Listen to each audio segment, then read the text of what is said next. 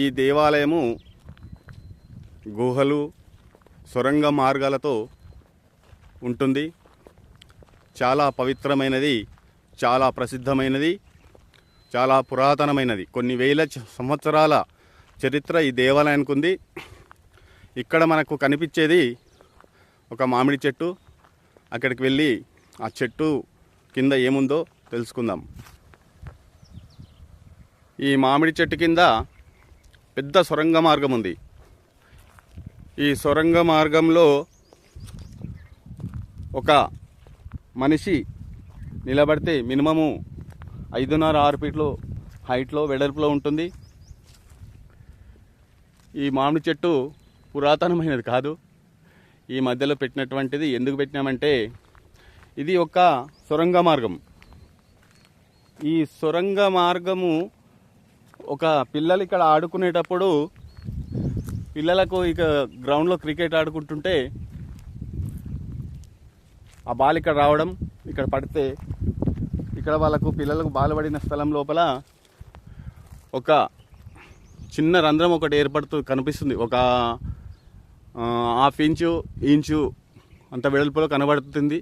కనబడితే నేను అక్కడ గుడి దగ్గర ఉంటే, స్వామి ఇక్కడ రాలే చూసిరంట. స్వామి ఇక్కడ ఏదో చిన్న రంధ్రం ఉంది, అందులో రాళ్ళు వేస్తే సౌండ్ వస్తున్నది, చూద్దామని చెప్పడంతో ఇక నేను ఇక్కడ వచ్చి చూస్తే నేను కూడా ఒక రాయి వేసడం, ఒక వింత సౌండ్ రావడం జరిగింది. తర్వాత చూద్దాం ఏముందని చెప్పి కొద్దిగా వెడల్పు చేసి అది తీసి చూస్తే లోపల ఒక సొరంగ మార్గం కనిపించింది. ఎంత అందంగా ఉంది ఆ సొరంగ మార్గం అంటే, మరి పూర్వం ఇక్కడ ఋషులు మునులు తపస్సు చేసినటువంటి ఒక స్థలంగా చెప్పబడుతుంది.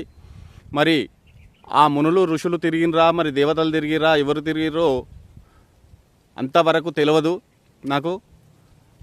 ఆ సొరంగ మార్గం మాత్రము ఎక్కడి నుంచి ఎక్కడికి ఉందో తెలియదు.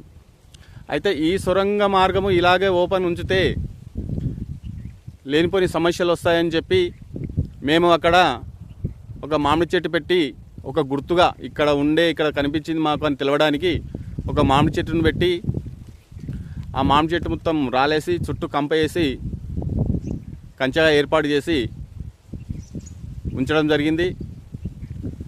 ఈ దేవాలయము ఇక్కడ ఎన్నో ఆనవాళ్ళు ఉంటాయి.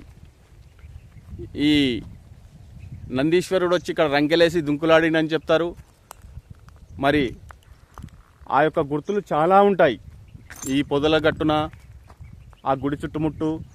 అయితే ఇవన్నీ కూడా వర్షం నీటితో ఈ మట్టి అంతా కొట్టుకొచ్చి అంత మట్టి నిండిపోయి ఇప్పుడు కనబడతలేదు. ఇది నేను చెప్పడానికి కారణం, ఈ యొక్క పురాతనమైన చరిత్ర రేపటి తరానికి తెలవాలి. చెప్తేనే కదా ఇదంతా తెలిసేది. మా పూర్వీకులు మాకు చెప్పడం జరిగింది.